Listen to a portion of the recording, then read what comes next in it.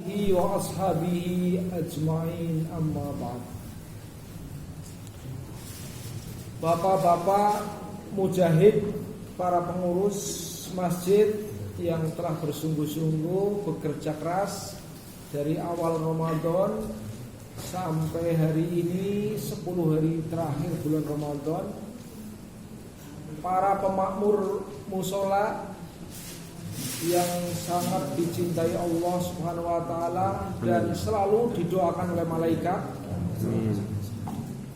Para hadir semuanya, Bapak, Ibu, kakung, putri, yang tua, yang muda, yang cantik-cantik dan gagah-gagah semuanya, yang pasti insya Allah yang dirahmati oleh Allah Subhanahu wa taala.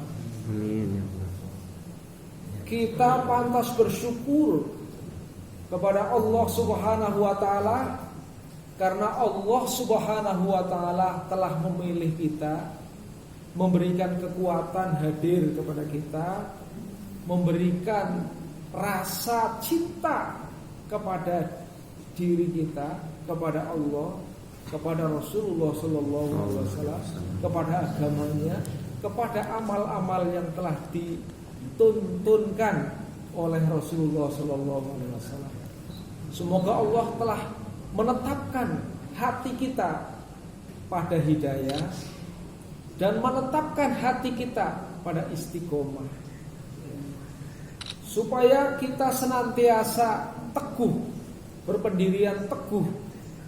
Ya, makanya ada Pak Teguh di sini ya.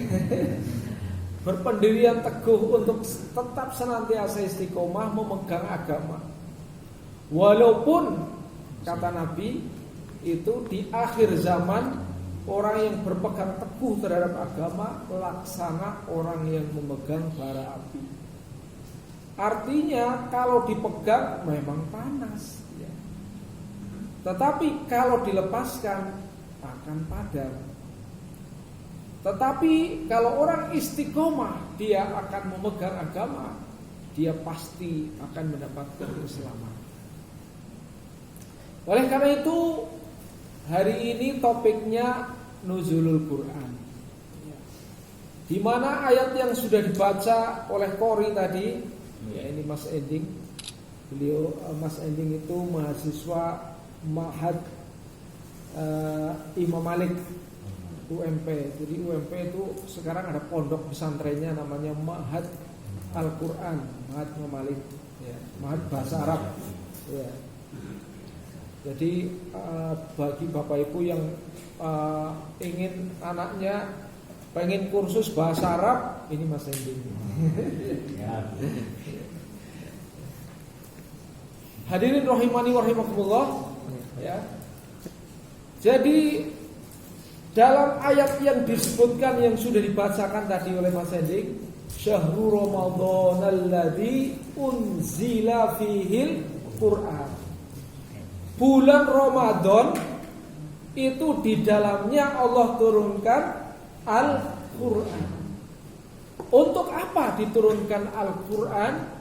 Pertama, hudal linnas. Yang kedua, wa bayyinatim minal huda. Yang ketiga, wal furqan. Ya. Jadi diturunkannya Al-Quran, sekurang-kurangnya yang disebutkan secara tegas di dalam ayat ini adalah ada 3. Pertama, hudal linnas.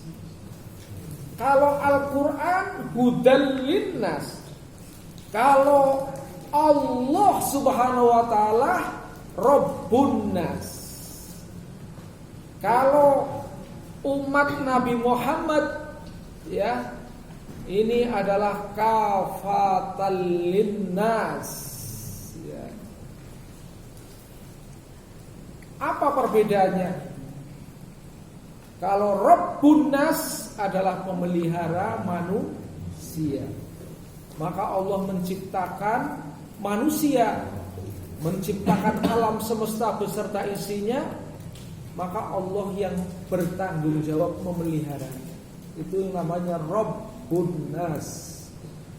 Karena Allah menciptakan, Allah yang memelihara. Sehingga tak ada seorang pun di muka bumi ini, termasuk makhluk yang melatap di bumi, yang tidak diberi rezeki oleh Allah Subhanahu wa ta'ala. Semua dikasih makan, dikasih napas gratis, ya. Coba kalau kita mau menghitung betapa besar nikmat bernapas, tak seorang pun mampu untuk membayarnya. Air yang Allah sediakan dari langit, dari bumi, ya, dari langit berupa hujan, dari bumi berupa mata air yang selalu diperlukan oleh hajat hidup manusia, untuk minum, untuk mandi, untuk mencuci, mengairi sawah, dan segala-galanya diberikan oleh Allah secara gratis. Inilah Rabbun Nas, ya. Kemudian Allah Subhanahu wa ta'ala juga menciptakan seluruh kebutuhan hajat hidup manusia. Allah tidak meminta upah, tidak meminta balasan kepada manusia, tetapi malah Allah Subhanahu wa ta'ala memberikan cara supaya manusia mendapatkan karunia lebih dari apa yang sudah Allah berikan, yaitu Allah Subhanahu wa ta'ala turunkan Al-Quran ini. Mengapa? Karena Al-Quran itu adalah petunjuk hidup dan kehidupan manusia untuk mencapai matlamatnya, yaitu mencapai apa yang dikehendaki atau yang paling tertinggi dari kehidupan manusia, yaitu kebahagiaan dan kejayaan hidup, baik di dunia maupun di akhirat. Caranya bagaimana? Al-Quran adalah solusinya. Jadi diturunkannya Al-Quran adalah sebagai bukti tanggung jawab Allah atas ciptaannya, sekaligus sebagai bukti tanda cinta kasih Allah Subhanahu wa ta'ala pada hamba-hambanya. Karena dengan Al-Quran manusia akan menemukan tujuannya. Dengan Al-Quran manusia akan menemukan apa yang dicinta-citakan dan diimpi-impikan.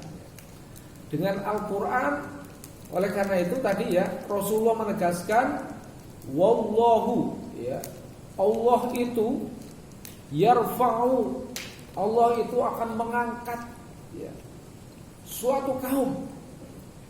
Dengan apa? Al-Quran. Bihadzal kitabi aqwaman. Dengan Al-Quran ini suatu kaum ini diangkat. Yarfa' itu artinya diangkat. Tetapi wa yad'u bihi akharin. Juga suatu kaum akan dihinakan dengan Al-Quran. Loh, kok bisa Al-Quran mengangkat satu kaum, tapi juga Al-Quran bisa menghinakan suatu kaum? Kok bisa terjadi seperti itu? Karena ini tergantung dari kaum itu sendiri. Kaum yang beriman, yang hatinya ada iman kepada Allah, inilah orang yang ditinggikan. Dan orang yang kosong hatinya dari iman, inilah yang akan direndahkan. Pernah suatu saat Nabi Musa alaihi salam menemui Allah Subhanahu wa ta'ala. Nabi Musa itu bergelar kalimatullah, yaitu seorang nabi yang mampu berbicara langsung dengan Allah Subhanahu wa ta'ala. Ketika Allah menjelaskan bahwa Allah akan menciptakan surga dan neraka, sebagian hamba-hambanya dimasukkan ke dalam surga dan sebagian hamba-hambanya dimasukkan ke dalam neraka, maka Nabi Musa langsung bertanya, ya Allah, di mana keadilanmu? Ya. Engkau menciptakan hamba-hambamu sendiri. Kenapa sebagian engkau masukkan ke dalam surga dan sebagian engkau akan masukkan ke dalam neraka? Di mana letak keadilanmu? Ini seorang Nabi Musa alaihi salam, ya. Maka untuk menjawab pertanyaan Nabi Musa itu, Allah telah memberikan tugas kepada Nabi Musa. Ya, kalau sekarang anak-anak sekolah, mahasiswa yang kuliah di perguruan tinggi mengenal apa yang disebut dengan PJBL, ya, Project based learning, ya, yaitu suatu cara untuk melakukan aktivitas dan di sana dari aktivitas itu maka guru atau dosen akan mengajarkan hikmah, kan gitu ya. Ini sebenarnya mengambil pelajaran dari Al-Quran. Apa yang diperintahkan oleh Allah kepada Nabi Musa, yaitu menanam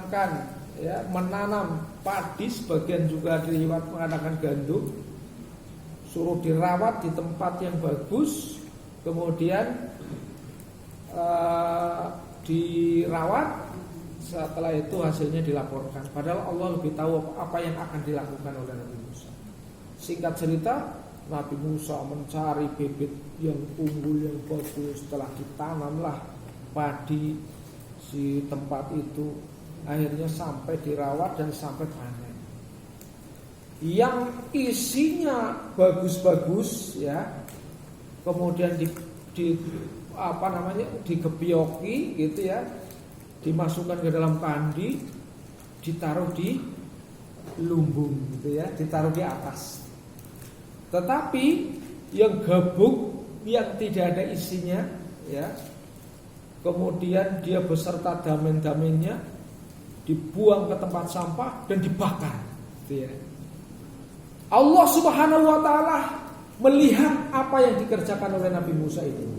Tetapi Allah Subhanahu wa taala sebagai tanda penghargaan dan tanda pengorbanan Nabi Musa, Allah bertanya, bagaimana Nabi Musa tentang tugas yang aku berikan kepadanya? Maka Nabi Musa melaporkan, ya Allah, sesungguhnya padi yang ada isinya saya letakkan di lumbung, sedangkan padi yang tidak ada isinya saya taruh di tempat sampah dan saya bakar. Maka Allah Subhanahu wa taala mengatakan kepada Nabi Musa, wahai Musa, begitulah aku memperlakukan hamba-hambaku. Mereka yang ada iman di dalam hatinya maka aku tempatkan di surga yang tinggi. Tetapi mereka yang hatinya kosong dari iman maka aku tempatkan dia ke dalam neraka. Maka hadirin yang dimuliakan Allah Subhanahu wa taala, begitulah sesungguhnya Allah Subhanahu wa taala menciptakan Al-Quran, memberikan petunjuk kepada manusia agar selamat ketika dia mengarungi hidup yang sebentar di dunia dan akan menuju kepada kematian yang selama-lamanya akan menjumpai Allah Subhanahu wa taala. Sehingga ada perintah dalam Al-Quran, yaitu fa'bud rabbaka hatta ya'tiyakal yaqin. Sembahlah Tuhanmu sampai datang sempurna kematian, sempurna keimanan. Hatta ya'tiyakal yaqin. Tapi kapan sempurna keimanan? Pada saat manusia meninggal dunia. Pada saat manusia meninggal dunia, imannya sempurna kepada Allah. Cuman disitulah letak kekecewaan, ya. Kenapa baru yakin hari ini? Padahal iman yang datang setelah kematian sudah tidak berguna lagi. Sehingga ayat itu diartikan, sembahlah Tuhanmu sampai datang ajal. Hatta ya'tiyakal yakin. Hadirin rahimani wa rahimakumullah. Untuk itu maka perlu pada manusia hidayah, petunjuk, agar supaya hati manusia menerima kebenaran yang datang dari Allah. Petunjuk yang Allah Subhanahu wa taala berikan kepada manusia, Allah turunkan kepada setiap manusia. Bukan setiap manusia, iya setiap manusia. Tetapi ada manusia yang menerima petunjuk itu dan ada manusia yang tidak menerima petunjuk itu, yang menolaknya. Inna hadainahu, sesungguhnya aku telah menurunkan petunjuk kepadanya manusia. Imma syakiro wa imma kafuro.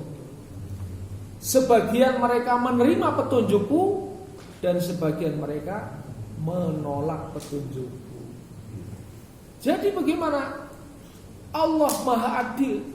telah memberikan petunjuk itu kepada semua manusia. Tetapi manusia itu sendirilah yang menerima atau menolak petunjuk itu. Sehingga Allah tegaskan, innallaha la yughayyiru ma biqaumin hatta yughayyiru ma bi anfusihim. Sesungguhnya apa? Manusia itu, ya, Allah itu tidak mengubah nasib suatu kaum. Innallaha la yughayyiru ma biqaumin. Allah itu tidak mengubah nasib suatu kaum kecuali kaum itu mengubah nasibnya sendiri.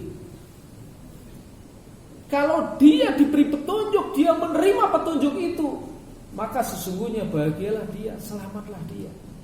Tapi barang siapa yang menolak, menyepelekan, menjadikan Quran di belakang, maka sesungguhnya dia telah menolak petunjuk. Rasulullah telah menegaskan dalam satu hadis yang sangat-sangat terkenal. Hadis itu mengatakan, kullu ummati yadkhulunal jannah illa man aba. Kullu ummati, setiap umatku, yadkhulunal jannah, akan masuk ke dalam surga. Ya. Illa man aba, kecuali yang menolak. Wa may ya'ba ya Rasulullah, para sahabat bertanya, siapa yang menolak masuk surga ya Rasul? Ya, sahabat tuh heran. Setiap umatku mau masuk surga, ya, masuk surga, dijatah masuk surga, tapi ada sebagian yang menolak, atau kecuali yang menolak, yang tidak masuk surga. Kan sahabat itu bingung, siapa yang menolak masuk surga ya Rasul? Maka kata Nabi, wa man ata'ani dakhalal jannah wa man asani faqad aba. Yang mengikuti petunjukku, ya, yang taat kepadaku, dia masuk ke dalam surga. Tetapi, ya, wa man asani, mereka yang enggan mengikuti petunjukku, maka dialah yang menolak.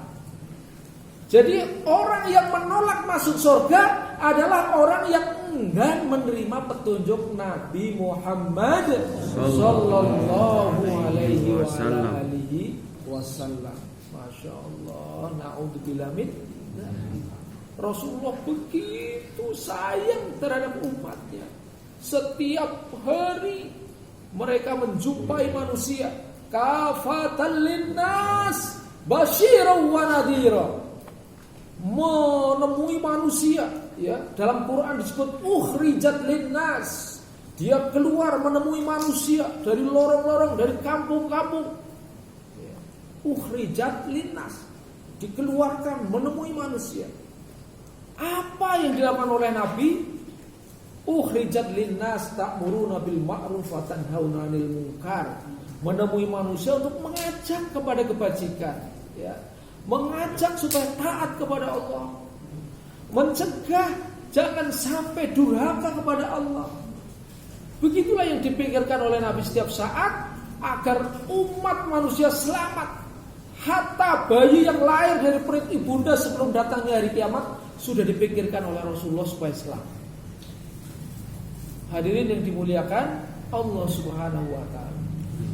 Itulah tugas daripada kafatan linnas. Tugas kita manusia supaya agama sampai kepada seluruh manusia. Nah, hadirin rahimani wa rahimakumullah. Fungsi yang kedua daripada Al-Qur'an tadi adalah wa bayyinatin minal huda wal furqan, yaitu penjelasan dari petunjuk itu. Ini yang kedua adalah wa bayyinatin minal huda. Jadi setiap petunjuk yang dituliskan dalam Al-Quran itu ada penjelasnya. Al-Quran itu tiap ayatnya itu saling gandeng menggandeng, sambung menyambung, saling melengkapi dan menafsirkan. Itulah hebat dan indahnya Al-Quran. Bahkan kodifikasi Al-Quran sedemikian rupa sehingga mudah sekali diingat, mudah terkesan dalam hati, apalagi kalau membacanya bagus kayak Mas Hending, ya. Itu menyentuh kolbu, ya. Kemudian juga mudah dipahami. Karena apa?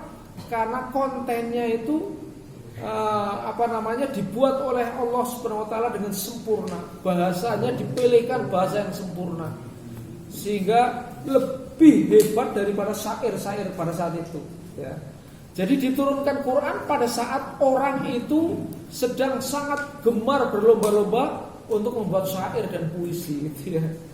Nah, ketika Quran turun, nggak ada apa-apanya puisi dan syair mereka, begitu.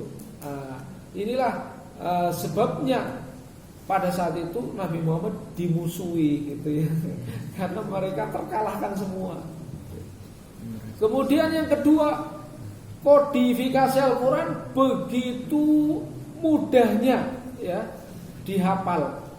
Karena urutan ayat-ayatnya, urutan perkatanya itu sedemikian rupa tertata, sehingga mudah untuk dicari halamannya. Nah, ini yang kemarin di YouTube sudah keluar, ya. Misalnya dibaca ayat berapa langsung bisa tak cari ketemu halamannya. Ya. Jadi kalau Ustadz Adi Hidayat di channel YouTube-nya, ya, itu ini di halaman sekian, atas, sebelah bawah, tengah, gitu ya. Bahwa itu sebenarnya sangat mudah itu, ya. Sangat mudah. Ketika nanti Anda hafal per juz itu, ya, sangat-sangat mudah. Karena apa? Ada rumusnya, gitu ya. Jadi kalau misalnya rumusnya misalnya juz 2 itu di halaman berapa ada rumusnya, karena satu juz itu ada 20 halaman. Jadi kalau juz 3 di halaman berapa? Nah, juz 3 pertama itu, ya, karena setiap satu juz ada 20 halaman, maka 3 dikurangi 1 untuk perbatasan dari juz 2 kali 20 berapa? 40, ya. 40. Nah, tinggal karena ada Fatihahnya kan ditambah 2, 42 kan gitu. Jadi juz 3 halaman pertama pada halaman berapa tadi? 42. Nah, kalau misalnya seseorang membaca ayat berapa yang dibacakan, maka seorang hafiz Al-Quran dia pasti hafal di setiap juznya. Misalnya katakanlah kalau juz 4 diawali halaman pertama, lantanalul birra hatta tunfiqu mimma tuhibbun, kan gitu ya. Nanti halaman kedua diteruskan apa maksudnya halaman kedua?